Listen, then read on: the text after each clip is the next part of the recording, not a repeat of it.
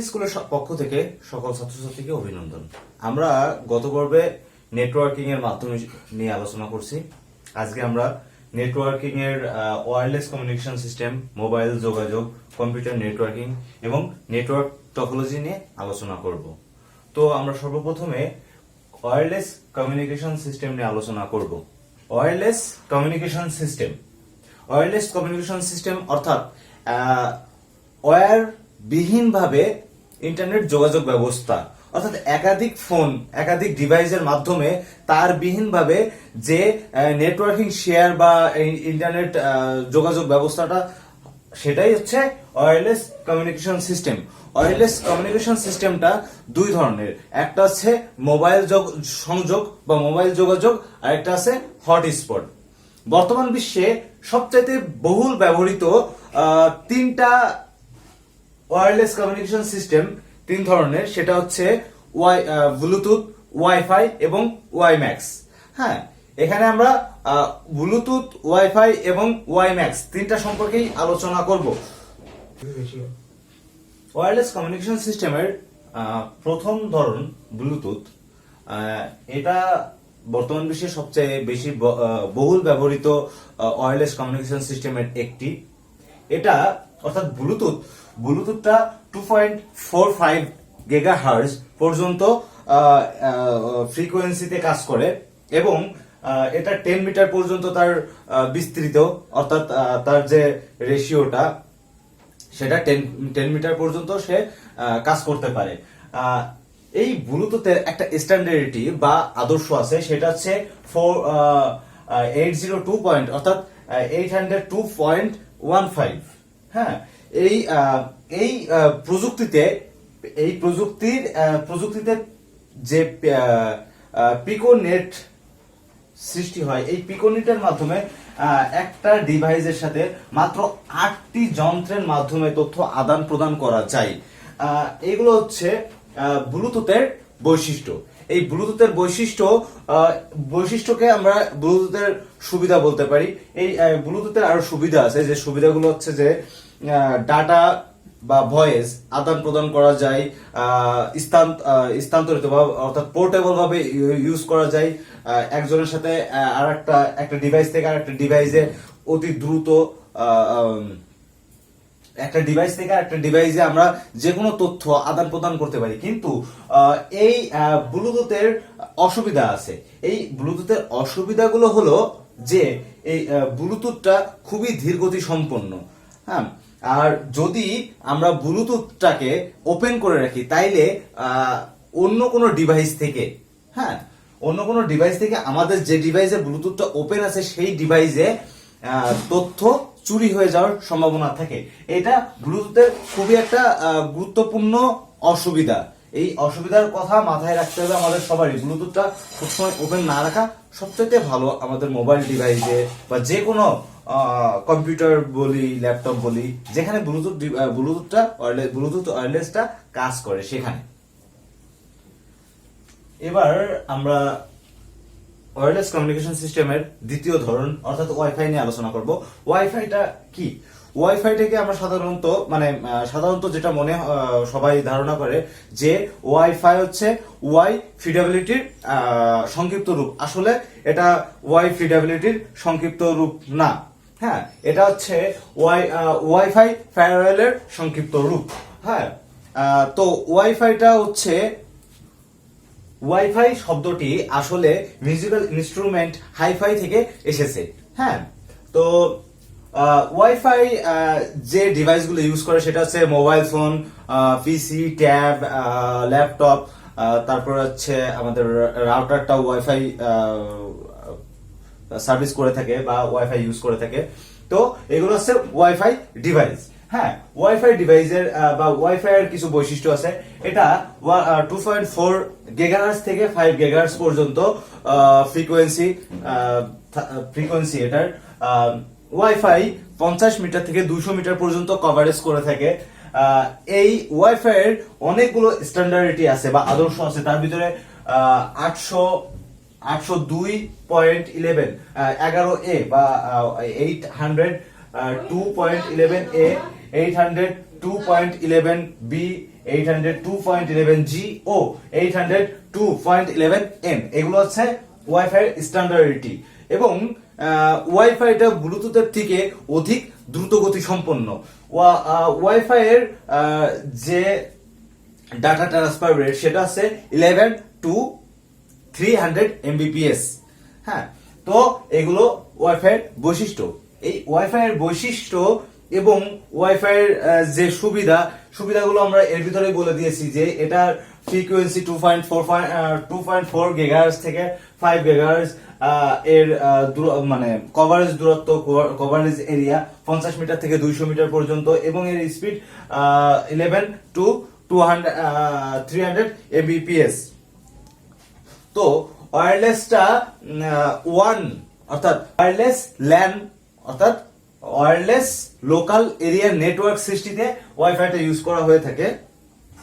Wifi কিছু অসুবিধা আছে। ওয়াইফাই এর যে অসুবিধা সেটা হচ্ছে যে ওয়াইফাই যেহেতু 200 মিটার পর্যন্ত কভারেজ গ্যাদার করে সেহেতু 200 মিটারের বাইরে এই ওয়্যারলেস নেটওয়ার্ক সিস্টেমটা কাজ করে না, এটা একটা অসুবিধা। এবং এখানে যদি আমরা যানবাহনে যাতায়াত করি অর্থাৎ ভ্রমণরত অবস্থায় ওয়্যারলেসটা খুবই ধীরগতি সম্পন্ন কাজ করে। এবং ওয়াইফাই এর সবচেয়ে বড় যে একটা অসুবিধা রয়েছে সেটা হচ্ছে যে ওয়াইফাইটা ওয়াই ম্যাক্স এর তুলনায় অনেকই ধীরগতি সম্পন্ন। ওয়্যারলেস কমিউনিকেশন সিস্টেমের তৃতীয় ধরন ওয়াই ম্যাক্সটা হলো ওয়ার্ল্ড ওয়াইড ইন্টারপোর্টেবিলিটি মাইক্রোওয়েভ অ্যাক্সেসের পূর্ণরূপ। তো ওয়াই ম্যাক্সের দুইটা ক্যাটাগরি আছে বা দুইটা ধরন আছে। একটা হচ্ছে যে বেস স্টেশন বা যে টাওয়ার বলি আমরা, যেখান থেকে নেটওয়ার্ক পাবলিশ হচ্ছে। আর একটা হচ্ছে যে রিসিভার, নেটওয়ার্ক রিসিভার, যেটা কম্পিউটারে অ্যাড করা থাকে বা কম্পিউটারের সাথে লাগিয়ে রাখতে হয় যাতে নেটওয়ার্ক রিসিভ করতে পারে। এই ওয়াই ম্যাক্সের যে বৈশিষ্ট্যগুলো সেটা হচ্ছে যে এটার ফ্রিকোয়েন্সি 2 গিগাহার্টজ থেকে 66 গিগাহার্টজ পর্যন্ত, এটার কভারেজ 30 মাইল বা 50 কিলোমিটার পর্যন্ত। এটার যে স্পিড আছে, ডেটা ট্রান্সফার স্পিড, সেটা হচ্ছে 8 mbps অর্থাৎ 80 মেগাবাইট পার সেকেন্ড থেকে 1 gbps। এবং এই ওয়াই ম্যাক্স এর যে স্ট্যান্ডার্ডিটি সেটা হলো 802.16। ওয়াই ম্যাক্সটা ডব্লিউ ম্যান ও W1 ওয়্যারলেস ম্যান ও ওয়্যারলেস 1 এ সংযুক্ত থাকে। এইগুলো বৈশিষ্ট্যের সাথে সাথে এর সুবিধাও। ওয়াই ম্যাক্স এর বৈশিষ্ট্যের পাশাপাশি আরো কিছু সুবিধা আছে। এগুলো ডিএসএল অর্থাৎ ডিজিটাল সাবস্ক্রাইব লাইন। এখানে ডিজিটাল সাবস্ক্রাইব লাইনের তার যুক্তর পরিবর্তে তার বিহীন নেটওয়ার্ক সুবিধা দিয়ে থাকে। এখানে খুবই দ্রুতগতি সম্পন্ন নেটওয়ার্ক সার্ভিস দিয়ে থাকে। এখানে শতাধিকেরও বেশি পরিমাণ ডিভাইস কানেক্ট থাকতে পারে। এখানে ভিডিও কলিং, ভিডিও স্ট্রিমিং, তারপর বিভিন্ন ধরনের নেটওয়ার্কিং সেবা এটা সার্ভিস করে থাকে, সার্ভ করে থাকে। এবং এটা স্থির অবস্থায় 1 gbps পর্যন্ত ইন্টারনেট সার্ভিস বা ডেটা ট্রান্সফার রেটটা উঠে থাকে। ওয়াই ম্যাক্স এর সুবিধার পাশাপাশি কিছু অসুবিধা আছে। এই অসুবিধাগুলো হলো ওয়াই ম্যাক্স এর যদি দূরত্ব বেড়ে যায় তাহলে আউটডোর স্টেশন, বেস স্টেশন বা আউটডোর যে টাওয়ারগুলো এগুলো বাড়াইতে হয়। এর ডেটা ট্রান্সফারের গতি বেশি বিধায় এর যে একদম লাস্ট সীমানা, শেষ সীমানায় এর স্পিড কম পাওয়া যায়। তারপর এটার মেইনটেনেন্স কস্ট অনেক বেশি। হ্যাঁ, অপটিক্যাল ফাইবার বা মাইক্রোওয়েভের তুলনায় কম দ্রুতগতি সম্পন্ন। হ্যাঁ, বা ওদের তুলনায় একটু কম দ্রুতগতি সম্পন্ন। এগুলো হলো ওয়াই ম্যাক্স এর অসুবিধা। এই যে আমাদের যে টপিকসটা ওয়্যারলেস কমিউনিকেশন সিস্টেম, এখানে আমরা ওয়্যারলেস যে তিনটা ধরন, তিনটা বহুল ব্যবহৃত যে পদ্ধতি বা সিস্টেম, এখানে ওয়াইফাই, ব্লুটুথ এবং ওয়াই ম্যাক্স। এই ওয়াইফাই এবং ব্লুটুথের যে সুবিধা অসুবিধা আছে এর ভিতরে পার্থক্যটা খুবই গুরুত্বপূর্ণ একটা কোশ্চেন। ব্লুটুথ টু ওয়াইফাই এর পার্থক্য, ওয়াইফাই টু ওয়াইম্যাক্স এর পার্থক্য, ব্লুটুথ টু ওয়াইম্যাক্স এর পার্থক্য, এইগুলো আমাদের সৃজনশীলের যে গ নম্বর কোশ্চেন, এই গ নম্বর কোশ্চেনে এই কোশ্চেন গুলো আসার সম্ভাবনা খুবই বেশি থাকে। সো শিক্ষা তোমাদের জন্য আমার একটা অ্যাডভাইস থাকবে যে এই টপিকসের এর সুবিধা অসুবিধাগুলো যদি আমরা ভালো করে পড়ে থাকি, তাহলে অবশ্যই আমরা এই যে টপিকসগুলো তিনটার পার্থক্য খুবই ভালোভাবে আমরা লিখতে পারবো, অনুধাবনমূলক কোশ্চেনে আমরা ভালোভাবে লিখতে পারবো। মোবাইল যোগাযোগ, মোবাইল যোগাযোগটা কি? মোবাইলের মাধ্যমে ওয়্যারলেস কমিউনিকেশন সিস্টেম একটা। মোবাইলের মাধ্যমে আমরা এক প্রান্ত থেকে আরেক প্রান্তে phone call, SMS, video call, voice call এর মাধ্যমে যে যোগাযোগগুলো করে থাকি সেটা হচ্ছে মোবাইল যোগাযোগ। মোবাইল প্রযুক্তিকে দুই ভাগে ভাগ করা হয়েছে, একটা আছে GSM, একটা আছে CDM। মোবাইল প্রযুক্তির বা মোবাইলের বিভিন্ন প্রজন্ম আছে, যেমন ফার্স্ট জেনারেশন বা প্রথম প্রজন্ম, সেকেন্ড জেনারেশন, থার্ড জেনারেশন এবং ফোর্থ জেনারেশন। বর্তমান বিশ্বে ফোর্থ জেনারেশন এবং ফিফথ জেনারেশনের ফোনও চলে আসছে। আমাদের বাংলাদেশে বর্তমান ফোর্থ জেনারেশন চলতেছে। তো প্রথম অবস্থায় 1940 সালে দ্বিতীয় বিশ্বযুদ্ধের সময় যুক্তরাষ্ট্র সেনাবাহিনী মোবাইল ফোন ইউজ করে থাকে। পরবর্তীতে 1969 সালে নিপ্পন যে কোম্পানিটা আছে এরা মোবাইল ফোনের ধারণা দেয়। তারপরে 1983 সালে মটোরোলা কোম্পানি মোটরোলার একটা মোবাইল ফোন তারা পাবলিশ করে ফার্স্ট জেনারেশনের। তারপরে আস্তে আস্তে সেকেন্ড জেনারেশন, থার্ড জেনারেশন এবং ফোর্থ জেনারেশন, বর্তমান ফিফথ, সিক্স, আরো যতদিন যাবে তত প্রজন্ম বাড়তে থাকবে এবং মোবাইল ফোনের যে বিস্তৃতি সেটা ঘটতে থাকবে। মোবাইল যোগাযোগ সম্পর্কে আলোচনা করে ফেলছি। মোবাইল যোগাযোগ সম্পর্কে অত বেশি আলোচনা করার দরকার নেই, বইতে একটু পড়লে সবাই বুঝতে পারবো, কারণ ফোন আমরা সবাই ইউজ করে থাকি। এখন আমরা কম্পিউটার নেটওয়ার্কিং নিয়ে আলোচনা করব। কম্পিউটার নেটওয়ার্কিংটা আসলে কি? দুই বা ততোধিক কম্পিউটারের আন্তঃযোগাযোগ। হ্যাঁ, আন্তঃযোগাযোগটা হচ্ছে নেটওয়ার্কিং, অর্থাৎ একটা কম্পিউটারের সাথে, ধরো এখানে একটা কম্পিউটার, এখানে একটা কম্পিউটার, এখানে যে নেটওয়ার্কিং ব্যবস্থা, অর্থাৎ এর যে তথ্য, এর তথ্য, দুজনের তথ্য শেয়ার বা আদান প্রদান হচ্ছে, এটা হচ্ছে কম্পিউটারের একটা নেটওয়ার্কিং।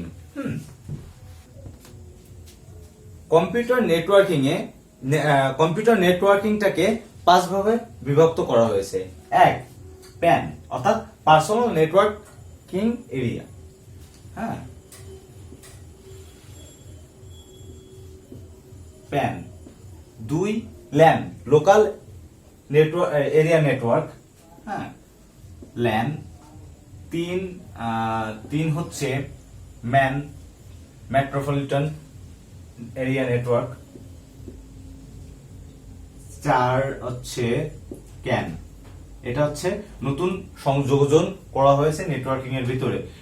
এটার পূর্ণরূপ হচ্ছে campus area network.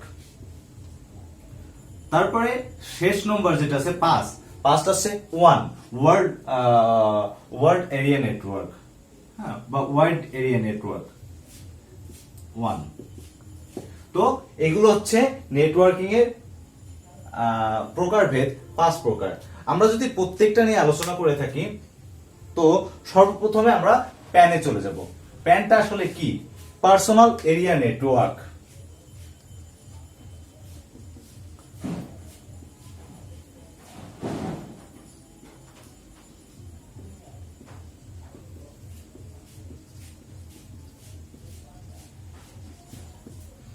Personal area network, এটার কাজ কি? পার্সোনালি, মনে করো আমাদের যে ধরো আমার একটা কম্পিউটার আছে বা আরেকটা ফোন আছে, তো এই কম্পিউটার এবং ফোনের মধ্যে যে নেটওয়ার্কিং সিস্টেমটা আমরা সৃষ্টি করব, অর্থাৎ এই ফোনটাকে আমরা কম্পিউটারের সাথে সংযোগ করে কম্পিউটারের তথ্য ফোনে নেওয়া বা ফোনের তথ্য কম্পিউটারে নেওয়া, এই আদান প্রদানটা আমরা প্যানের মাধ্যমে করে থাকি, অর্থাৎ পার্সোনাল এরিয়া নেটওয়ার্ক। আমাদের এই নেটওয়ার্কিং সিস্টেমটা বা নেটওয়ার্কিং ব্যবস্থাটা আমার ভিতরেই সীমাবদ্ধ থাকবে, আমার ডিভাইসগুলোর ভিতরেই সীমাবদ্ধ, সেটা হচ্ছে প্যান।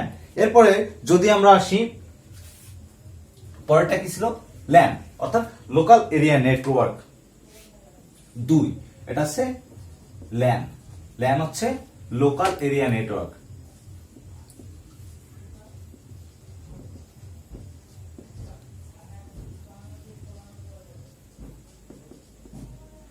এই লোকাল এরিয়া নেটওয়ার্কটা কি?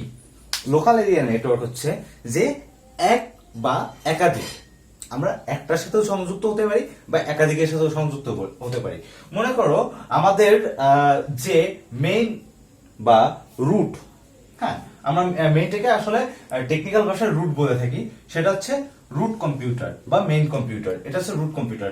এখন একটা লোকাল এরিয়া, ধরো আমার একটা আমার বাড়ির ভিতরে বা আমরা যে ক্যাম্পাসে থাকি সেই আমাদের একটা ক্লাসরুমের ভিতরে একাধিক ফ্রেন্ডের মাধ্যমে, মনে করো যে আমরা 10-15টা বন্ধু মিলে একটা নেটওয়ার্কিং সিস্টেম চালু করতেছি। হ্যাঁ, এখানে ধরো 10টা বা 12টা বা 15টা বা 8টা 7টা যে কোনো, আমরা এখানে 4টা বা 5টা দেখাচ্ছি। এইটা একটা, এইটা একটা, এইটা একটা, এখানে আমরা 6টা কম্পিউটার দেখাচ্ছি, রুট কম্পিউটার বাদে 6টা কম্পিউটার দেখাচ্ছি। এই 6টা কম্পিউটারের মধ্যে যে নেটওয়ার্কিং সিস্টেমটা চালু হচ্ছে, আমরা এখান থেকে সবটা যাচ্ছে। তো এই যে নেটওয়ার্কিং সিস্টেমটা, এটা আবার সবাই সবার সাথে শেয়ার করতে পারবে, হ্যাঁ, অর্থাৎ বাই শেয়ারিং। সো এই যে নেটওয়ার্কিং সিস্টেমটা চালু হচ্ছে একটা এরিয়ার মধ্যে, সেটা হচ্ছে লোকাল এরিয়া নেটওয়ার্ক। হ্যাঁ, এরপরে ছিল ম্যান, অর্থাৎ মেট্রোপলিটন এরিয়া নেটওয়ার্ক। এটা লোকাল এরিয়া নেটওয়ার্ক বা ল্যানের তুলনায় একটু ওয়াইড। সেটা কেমন?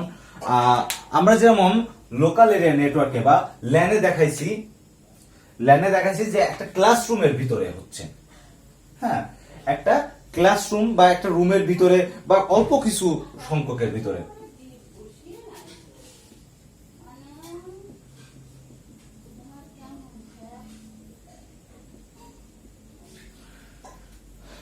এখানে মেট্রোপলিটন বলতে একটা অঞ্চলকে বোঝায়। ধরো আমরা একটা শহরে আছি, যেমন যে কোনো একটা শহর, ঢাকা শহর হতে পারে, যশোর শহর হতে পারে, কুমিল্লা শহর হতে পারে বা চট্টগ্রাম শহর।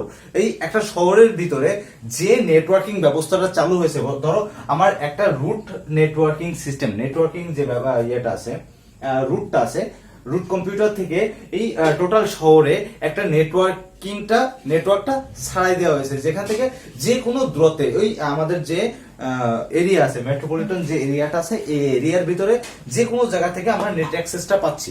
এটা হচ্ছে মেট্রোপলিটন এরিয়া নেটওয়ার্ক। তারপরে ছিল চতুর্থ নম্বরে ছিল ক্যান। এটা আছে ক্যাম্পাস এরিয়া নেটওয়ার্ক। সেটা কেমন?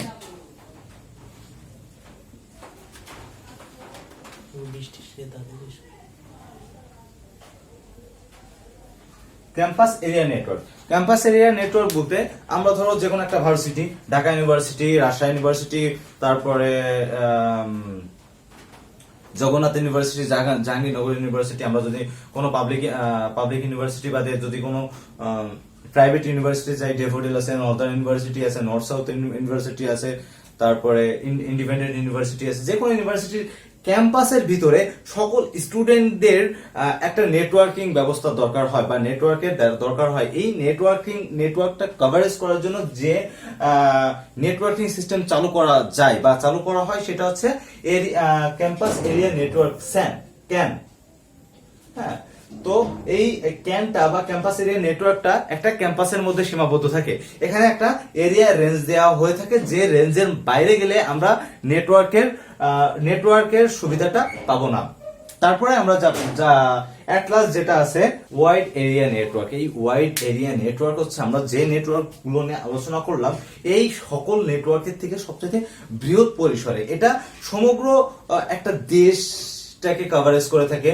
হ্যাঁ, একটা দেশের ভিতরে বা টোটাল বিশ্বের ভিতরে যে নেটওয়ার্কিং ব্যবস্থাটা চলতেছে, এটা আছে ওয়াইড এরিয়া নেটওয়ার্ক। এক দেশ থেকে আরেক দেশের তথ্য আদান প্রদান, এক দেশের এখন আমরা সচরাচর দেখতেছি যে আমরা আমেরিকার থেকে একটা কভারেজ করতেছি সেই কভারেজটা আমরা বাংলাদেশে পাবলিশ করছে, বাংলাদেশ থেকে কোনো একটা কভারেজ চলতেছে সেটা ইন্ডিয়াতে পাবলিশ হচ্ছে বা রাশিয়াতে পাবলিশ হচ্ছে বা চায়নাতে পাবলিশ হচ্ছে, চায়নার একটা কভারেজ বাংলাদেশে পাবলিশ হচ্ছে। এগুলো হচ্ছে ওয়ার্ল্ড এরিয়া নেটওয়ার্কে বা ওয়ার্ল্ড এরিয়া নেটওয়ার্কের মাধ্যমে হয়ে থাকতেছে, আমরা এই সুবিধাটা পেয়ে থাকতেছি। তো কম্পিউটার নেটওয়ার্কিং এর পরে আমরা যদি টোপোলজিতে যাই, টোপোলজি যে সিস্টেমটা, টোপোলজি হচ্ছে কম্পিউটার নেটওয়ার্কিং এর একটা পার্ট বলা যায়। হ্যাঁ, কম্পিউটার নেটওয়ার্কিং এর একটা পার্টই হচ্ছে নেটওয়ার্ক টোপোলজি। কম্পিউটার নেটওয়ার্কিং এর একটা পার্ট হচ্ছে টোপোলজি, নেটওয়ার্ক টোপোলজি। নেটওয়ার্ক টোপোলজিটা আসলে কি? নেটওয়ার্ক টোপোলজিটা হচ্ছে নেটওয়ার্কিং এর আয়ত্তায় যে সুবিন্যস্ত পদ্ধতিতে বা যে সুবিন্যস্ত ওয়েতে বা পথে নেটওয়ার্কটা নির্বিঘ্নভাবে সঞ্চালিত হয় বা ট্রান্সফার হয়, সেটা হচ্ছে নেটওয়ার্ক টোপোলজি। এই নেটওয়ার্ক টোপোলজিটাকে আমরা 5 ভাগে বিভক্ত করে থাকি। একটা হচ্ছে bus topology, star topology, ring topology, tree topology এবং হাইব্রিড টোপোলজি। তো আমরা bus topology, star topology, ring topology, tree topology এবং হাইব্রিড টোপোলজি, এই 5টা টোপোলজি নিয়েই আলোচনা করব। তো সর্বপ্রথমে আমরা বাস টোপোলজিতে চলে যাব। বাস টোপোলজিটা আসলে কি? নেটওয়ার্ক টোপোলজির প্রথম যে টোপোলজিটা সেটা হচ্ছে বাস টোপোলজি। বাস টোপোলজিটা কি? এক বা একাধিক কম্পিউটার একটা লাইনের মাধ্যমে সংযুক্ত থাকা বা একটা লাইনে সংযুক্ত আছে, সেটা হচ্ছে বাস টোপোলজি। বাস টোপোলজিতে আমরা যে চিত্রটা আঁকছি, এই দেখো এখানে একটা লাইন আছে, এই একটা লাইনের সাথে ধরো এটা একটা রুট কম্পিউটার, এই রুট কম্পিউটার থেকে এটা প্রিন্টার, এটা সাউন্ড বক্স, তারপরে এটা আদার্স একটা কম্পিউটার, এটা আদার্স একটা কম্পিউটার, এখানেও আদার্স একটা কম্পিউটার বা অন্য কোনো ডিভাইস, হ্যাঁ ডিভাইস আমরা সংযোগ করছি। এখানে আমরা একাধিক পরিমাণে কম্পিউটার বা আদার ডিভাইস সংযোগ করতে পারি, কিন্তু সেটা একই লাইনে হবে। এটা হচ্ছে বাস টোপোলজি। বাস টোপোলজির সুবিধা, বাস টোপোলজি খুবই কম কস্টলি, অর্থাৎ কম খরচ হয় এটাতে, এটার মেইনটেনেন্সে, এবং এটা একটা তারের মাধ্যমে নেটওয়ার্কিং ব্যবস্থাটা চালু হয়ে থাকে বা নেটওয়ার্কিং ব্যবস্থাটা সার্ভিস দিয়ে থাকে। কিন্তু এই বাস টোপোলজির কিছু অসুবিধা আছে। যদি আমরা আমাদের এই নেটওয়ার্কিং ব্যবস্থার কোনো কারণে তারের বা যে লাইনটা আছে, যে বাসটা আছে, মেন লাইনটা আছে, এই মেন লাইনের এক জায়গা ব্রেক হয়ে যায়, তাইলে ওই ব্রেকের পরবর্তী যে ডিভাইসগুলো আছে বা যে সংযোগগুলো আছে, সেই সংযোগগুলোই তথ্য আদান প্রদান করবে না। শুধুমাত্র ওই ডিভাইস পর্যন্ত, যে ডিভাইসের পরে যে ব্রেক হয়েছে সেই ব্রেকের আগ পর্যন্ত তথ্য আদান প্রদান করবে। এটা হচ্ছে বাস টোপোলজির একটা বড় অসুবিধা। নেটওয়ার্কিং টোপোলজির পরের টোপোলজি বা দ্বিতীয় টোপোলজি আছে স্টার টোপোলজি। স্টার টোপোলজিতে একাধিক কম্পিউটার একটা হাব বা সুইচ বা রুট কম্পিউটার, রুট নেটওয়ার্কিং এর সাথে সংযুক্ত থাকে। হ্যাঁ, কিন্তু সেটা আলাদা আলাদা ভাবে সংযুক্ত থাকে, সেটা হচ্ছে স্টার টোপোলজি। স্টার টোপোলজির যে চিত্রটা আমরা দিছি, এখানে মাঝখানে যেটা আছে এটা হচ্ছে রুট, অর্থাৎ এখানে আমরা সুইচও রাখতে পারি, হাবও রাখতে পারি বা যে কোনো রাউটার রাখতে পারি। তো এই রাউটারের সাথে বা হাবের সাথে বা সুইচের সাথে একটা কম্পিউটার, একাধিক কম্পিউটার একাধিক তার দিয়ে সংযুক্ত করা হয়েছে। স্টার টোপোলজিতে যদি কোনো তারে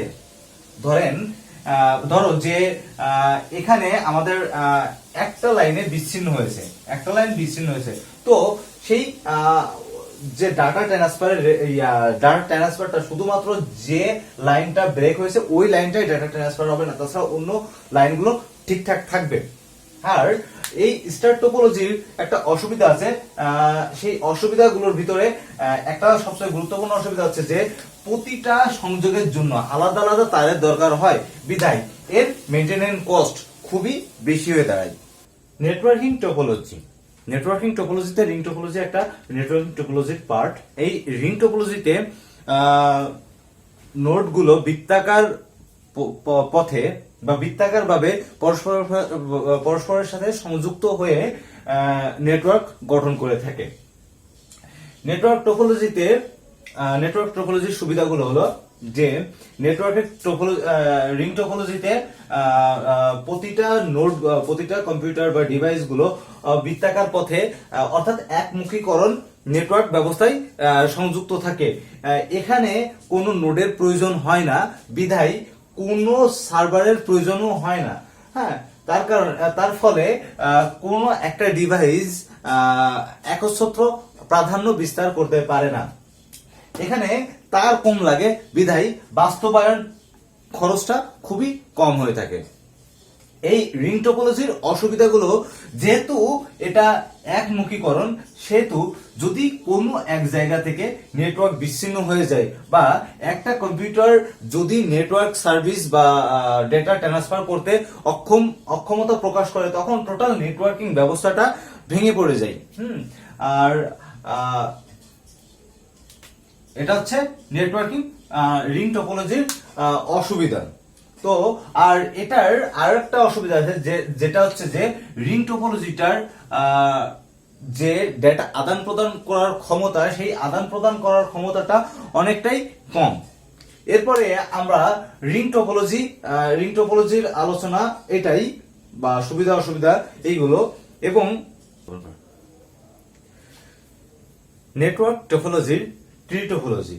ট্রি টোপোলজিটা কি? ট্রি টোপোলজিটা হচ্ছে গাছের মতন শাখা প্রশাখা। ট্রি শব্দের অর্থ হচ্ছে একটা গাছ, গাছের যেমন শাখা প্রশাখা আছে, তেমন এই টোপোলজিতে যে নেটওয়ার্কিং সিস্টেমটা চালু হয় বা যে নেটওয়ার্কিং গঠনটা, সেটা আছে শাখা প্রশাখা। যেমন একটা রুট কম্পিউটার থাকবে, সেই রুট কম্পিউটার থেকে একটা কম্পিউটারের সৃষ্টি হবে, সেই দুইটা নোট সৃষ্টি হচ্ছে, সেই দুইটা নোটের থেকে সেই যে কোনো একটা নোট বা ওই দুইটা নোটকে আবার রুট নোট বানিয়ে আবার নোটের সৃষ্টি।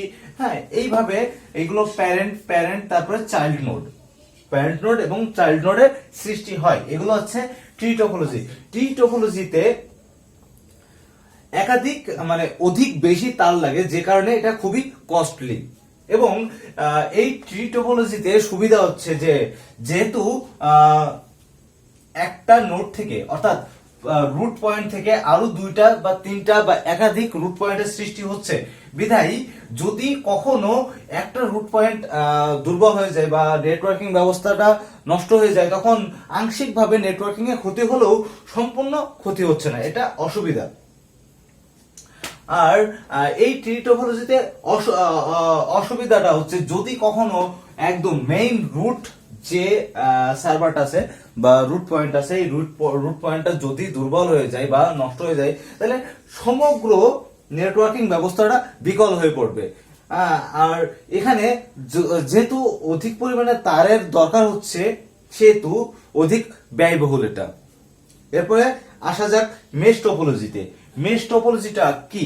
মেশ টোপোলজিটা হচ্ছে যে অনেকটা রিং টোপোলজির মতন, বা রিং টোপোলজি এবং স্টার টোপোলজির কম্বিনেশন মেশ টোপোলজি। আমরা যেমন স্টার টোপোলজিতে দেখছিলাম যে একটা রুটের সাথে একাধিক কম্পিউটার সংযোগ রয়েছে, তাই না? এটা ছিল আমাদের মেশ স্টার টোপোলজি। এবং এই স্টার টোপোলজিতে আর রিং টোপোলজিতে ছিল যে এক একটা কম্পিউটার রিং আকারে এক একটার সাথে সংযুক্ত ছিল। এটা একমুখীকরণ নেটওয়ার্কিং ব্যবস্থা ছিল। তো এই দুইটার সংযোগ বা দুইটার কম্বিনেশনটা হচ্ছে মেশ টোপোলজি। এই মেশ টোপোলজির যদি চিত্র আমরা আঁকি, তাহলে সেটা কেমন হয়ে দাঁড়াবে? এই যে স্টার টোপোলজিটা আছে, স্টার টোপোলজির সাথে শুধুমাত্র রিং টোপোলজিটা যুক্ত করে দিলেই আমাদের মেশ টোপোলজি হয়ে গেল। মেশ টোপোলজিতে প্রত্যেকটা কম্পিউটারের সাথে সংযুক্ত থাকে, বিধায় একাধিক পরিমাণের তার দরকার হয়ে থাকে এই মেশ টোপোলজিতে। মেশ টোপোলজির সুবিধা হচ্ছে, যদি কোনো একটা কম্পিউটার বিকল হয়ে পড়ে, তাইলে নেটওয়ার্কিং ব্যবস্থাটা বিকল হয় না, শুধুমাত্র ওই কম্পিউটার বা ওই ডিভাইসে নেটওয়ার্কিং ব্যবস্থাটা বিকল হয়, অন্যগুলো সচল থাকে। এটা হচ্ছে মেশ টোপোলজির সুবিধা। এর কারণ হচ্ছে যে প্রত্যেকটা ডিভাইসের সাথে সংযুক্ত থাকতেছে। এবং এটার মেশ টোপোলজির অসুবিধাটা হচ্ছে যে যেহেতু অনেক বেশি তারের দরকার হচ্ছে, সেই কারণে এটা অনেক বেশি কস্টলি। হ্যাঁ, এবং এই মেশ টোপোলজির রক্ষণাবেক্ষণটা অনেক কঠিন বা জটিল।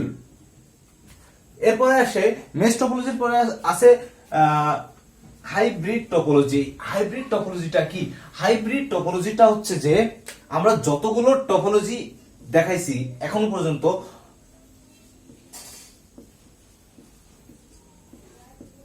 Bus topology, ring topology, star topology এবং মেশ টপোলজি, এই চারটা টপোলজির কম্বিনেশনটা হচ্ছে হাইব্রিড টপোলজি। এখানে হাইব্রিড টপোলজিটা এরকম হইতে পারে যে